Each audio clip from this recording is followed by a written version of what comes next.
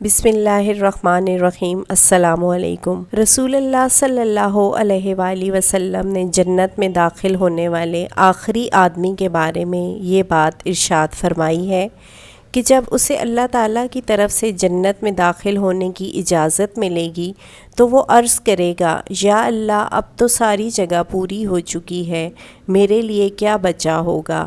اللہ تعالیٰ فرمائیں گے، اگر تجھے دنیا کے کسی بڑے سے بڑے بادشاہ کی مملکت کے برابر جگہ مل جائے تو تو خوش ہو جائے گا؟ بندہ عرض کرے گا، کیوں نہیں؟ اللہ تعالیٰ فرمائیں گے، اور جنت میں تمہارے لیے بڑی سے بڑی مملکت کے برابر اور اس سے 10 گنا مزید جگہ بھی ہے۔ جنت میں داخل ہونے والے آخری آدمی کو اتنی جگہ عطا فرمانے کے باوجود جنت میں اتنی جگہ بچ جائے گی کہ اللہ تعالیٰ اس کے لیے ایک دوسری مخلوق کو پیدا فرمائیں گے۔ رسول اللہ صلی اللہ علیہ وآلہ وسلم نے فرمایا، جنت کے 100 درجے ہیں اور ہر درجے کے درمیان زمین آسمان کے برابر فاصلہ ہے۔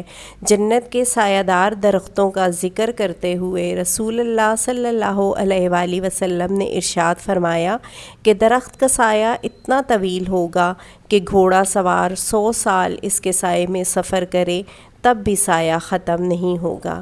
سبحان اللہ۔